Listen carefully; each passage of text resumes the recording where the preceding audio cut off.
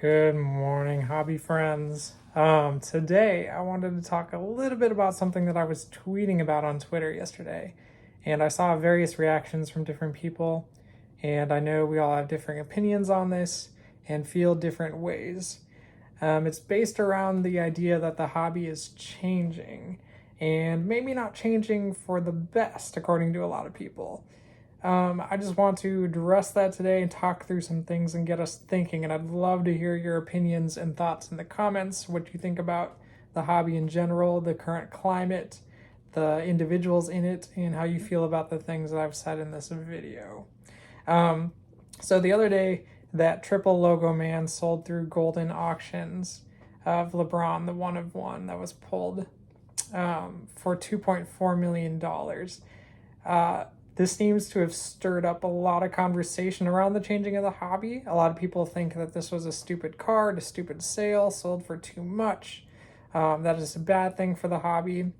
And this is based around a lot of feelings that were happening before this even happened. It just seems that this stirred it up again. It seems like every week there's a little thing that triggers or stirs up this conversation. I've just been seeing this tone a lot lately, and it's bothering me. It's bothering me a lot.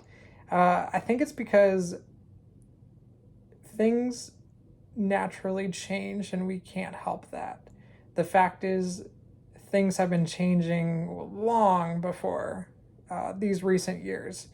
And I understand that an influx of new people maybe feels like they're swooping in to take something away from you, to take away the way something was. But that's not always the case.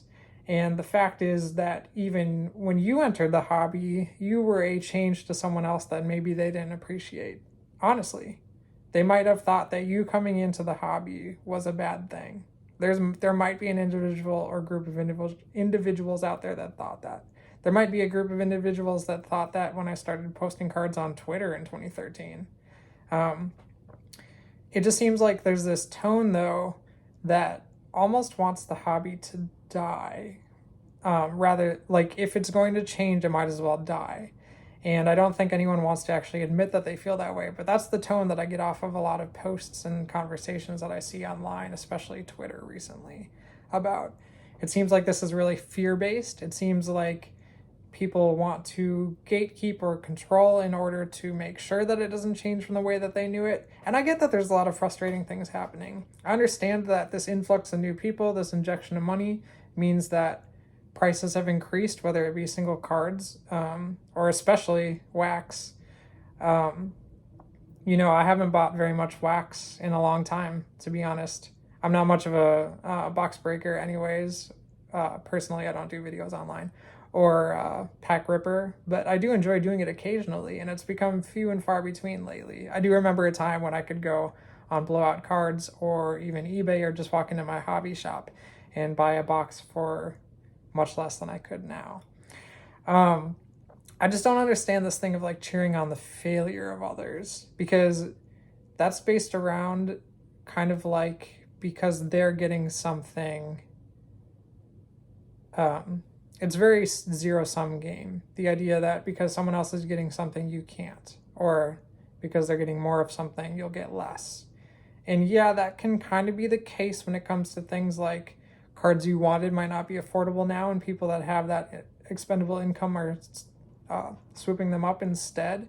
It might be based around you not being able to find boxes on shelves in retail stores like places like Target and Walmart, and that's understandable. That's frustrating to me too. Like, that kind of sucks.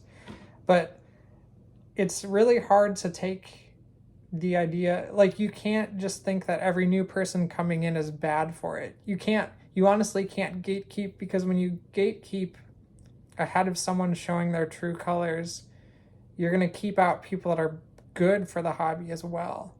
Like, thank God someone didn't gatekeep for me but welcomed me in, because I'm really happy to be here.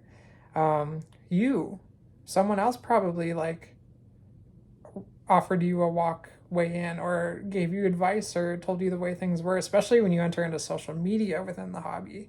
Like, someone probably kind of guided you along the way. They didn't block you out because you're here now. And here's the other thing. The idea that the hobby's dying,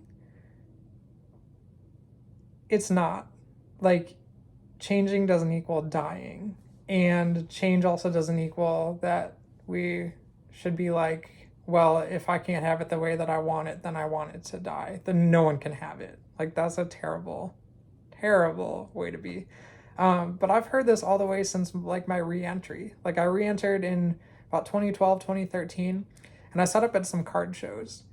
And the tables on both sides of me were basically guys complaining the whole time about how the hobby was dead and dying and changing.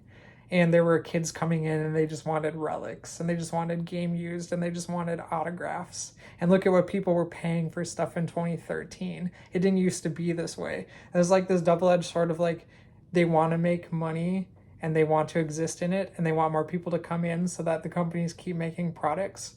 But then like, they're also like turned off to the idea that so much money exists within it. It reminds me of being a musician. So many times people would latch on to bands and they'd go to their shows and they'd be excited and they wanted to tell a friend about them and that friend wanted to tell a friend about them and word of mouth went around and they wanted the band to have enough money to record new music and they wanted the band to have enough money to play shows and go on a tour. But then eventually the band became more and more popular and the band got to play more and more shows and the band made more music and it wasn't exactly the music they wanted, and then they started getting too many fans and then it was harder to get into shows and tickets cost more, and then they had this like grumpy attitude about how this little like underground indie band sold out.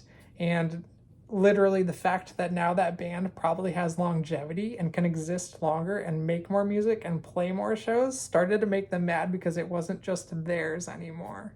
That's what it's reminding me of. Personally, that's what I'm seeing. I see that play out a lot in niche communities, in subcultures, in close-knit places. And I understand, once again, change can be scary, but it doesn't have to be, because change is always naturally happening. And change doesn't automatically equal bad. It doesn't automatically equal negative. It actually brings lots of good. You know, also another thing I remember is seeing back when Panini had gotten the license to make football and basketball cards in pro uniforms. And if you look back at those blogs, if you look back at those announcements, it's person after person commenting, now this is the end. They're just taking over this place, like swooping in, getting the licenses. Like, this is so unfair. This is where the hobby turns. This is where it dies, whatever. Obviously it didn't die. Like, yeah, just... this is all stuff on my mind. And then here's another thing too. A lot of the people say that they've lost the joy of collecting.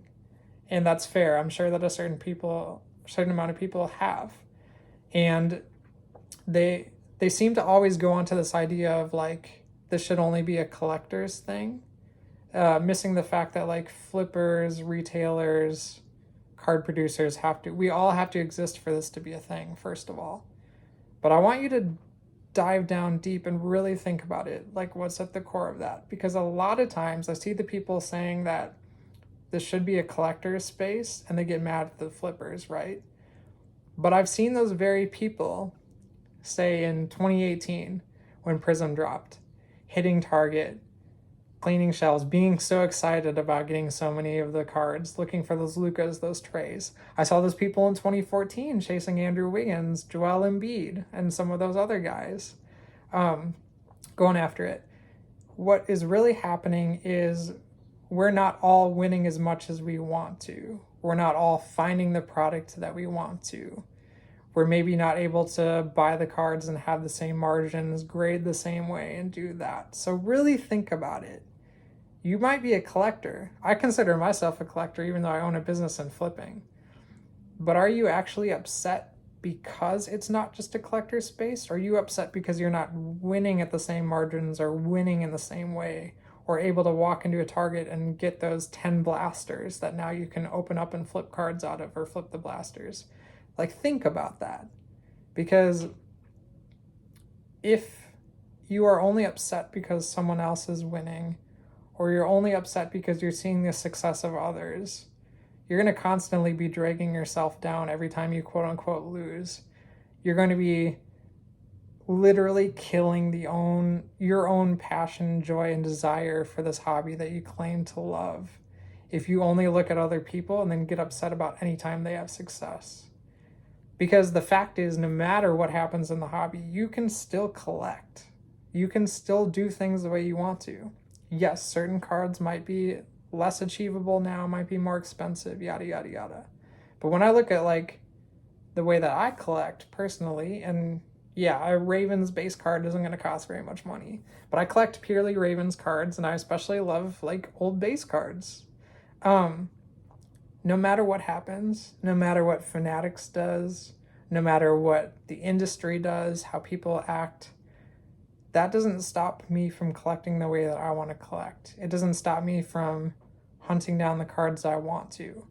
And honestly, I think we need to get back to the joy of the hunt, the thrill of the chase, because we're so focused on the win. And that's why we're seeing so many people, and once again, nothing wrong with flipping. That's what I exist within. The realm of my business exists in flipping.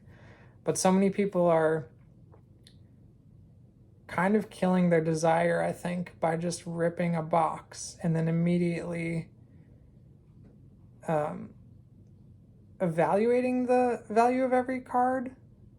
And take this all with a grain of salt, because once again, I do it. But not finding those things that they have joy in pursuing. I think there's like a balance that needs to be had.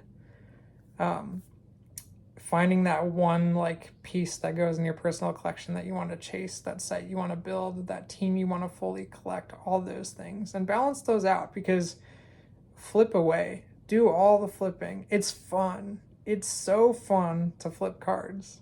It's fun to make money. We all love it. It's fun to build a business around that. But balance that out by finding something that you can collect personally that's achievable, that gives you a thrill of a chase, that gives you something to build over the years, that you truly need to seek out, that you can't find easily, because there's a lot of fun and joy in searching for those cards and trying to find them, no matter how long it takes. I just think that the whole basis of this thing, we just need to accept that there's always going to be changes, there's always going to be new people, and it can be good, it's not always bad, and someone else winning doesn't mean you're losing. Don't let that suck the fun of collecting out from you. Don't let that kill the hobby for you, and don't decide that you want to see others fail. Like, it's one thing to call out toxicity, scams, bad individuals, bad business practices, all of that stuff. It's another thing to just want to see a new person that you don't like the way they do cards mess up and fail. Because how fair is that? What if someone wanted that for you when you entered the hobby? These are all things to think about. I'd love to hear your thoughts.